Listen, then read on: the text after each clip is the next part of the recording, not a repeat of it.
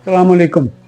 जो एक और टिप मैं आपको आज देना चाहता हूँ, जो मेरी अपनी समझ इनोवेशन है कि हमारे यहाँ लोग आजकल कैल्शियम बड़ी अवेयरनेस है, लोग विटामिन डी कराते हैं, इतने महंगे टेस्ट हैं, उसमें खर्चा तो लेबॉर्ट्री का को 1.5-2 ही आता है, लेकिन वो 3-3 हज़ार रुपये और ऐसे ले लेते हैं। तो आए दिन ये आपने विटामिन डी के टेस्ट कराने ये ना करवाएं, बल्कि आप ऐसी चीज़ें करें जिससे आपकी नेचुरली विटामिन डी बने। हमारे बुजुर्ग जो थे, वालदैन थे, हमारे दादा परदादा थे, उन्होंने कभी अपना विटामिन डी शी देखा नहीं, तो हमसे बेहतर थे।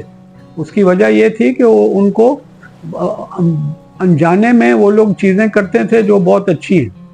मसलन मेरा जो, मैंने अब लोगों से कहता हूँ कि आपको ख्वातीन आती हैं तो ज़ाहिर है उनको पूछता हूँ को मेरी 3 दालें आप मुझे बताएं, कौन सी दालें आपको याद हैं। तो नॉर्मली तो वो कंफ्यूज होती हैं कि क्या सवाल है। फिर वो कहती हैं माश हो गया, मसूर हो गया, और ये दाल है, कोई चने की दाल है। तो मैं कहता हूँ मेरी 3 दालें, दाल से दौड़ है यानी चलना है। वो हैरान, अच्छा वो तो दूसरा दाल है मेरी दूध, दूध का इस्तेमाल ज़्यादा करें, कैल्शियम की बेस्ट सोर्स, नेचुरल सोर्स दूध है आपका। आप कहें खालिस मिलता है या नहीं मिलता है, जो भी आप जहाँ तक आप ख्याल करते हुए ले लें वो आपके लिए अच्छा है, दूध इज़ गुड। तो तीसरी दाल जो है ना, धूप है, ठंडी धूप, बहुत चिलचिलाती धूप नहीं, आजकल की जून जुलाई की धूप हो जिसमें जिस्म जल जाए।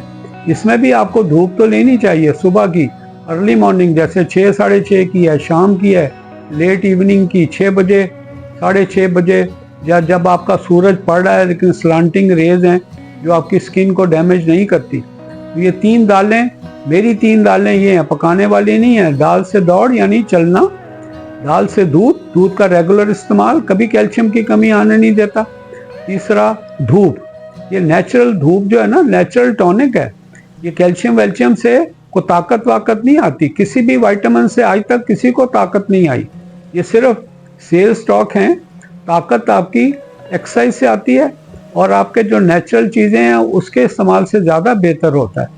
तो आपको चाहिए कि आप दूध का रेगुलर इस्तेमाल करें, बेशक बलाई उतार दें अगर आपको रिस्ट्रिक्शंस हैं। धूप में कम से कम कुछ टाइम आप ठंडी धूप में गुजारें और अपनी मोबिलिटी को इंश्योर करें, चलें, तेज़ कदम चलें। नहीं चल सकते, कोई आपकी हिंड्रेंस है, कोई प्रॉब्लम है, तो बाइसिकल चलाएं, स्टैटिक बाइसिकल, अर्गोमीटर कहते हैं, जो स्टैटिक होती है, जो इसमें गिरने का चांस नहीं होता, घुटनों वुटनों के मरीजों के लिए बहुत अच्छी है। स्विमिंग एक तीसरा ऑल्टरनेटिव है। स्विमिंग तो हमारे यहाँ बड़ा मुश्किल है, बहुत कम लोग अफोर्ड करते हैं, उनको आती है, और वैसे भी स्विमिंग पूल इतने ज़्यादा कॉमन नहीं है हमारे यहाँ, और भी कई मसाइल हैं। तो 3 दालें प्लीज़ आज के बाद याद रखें।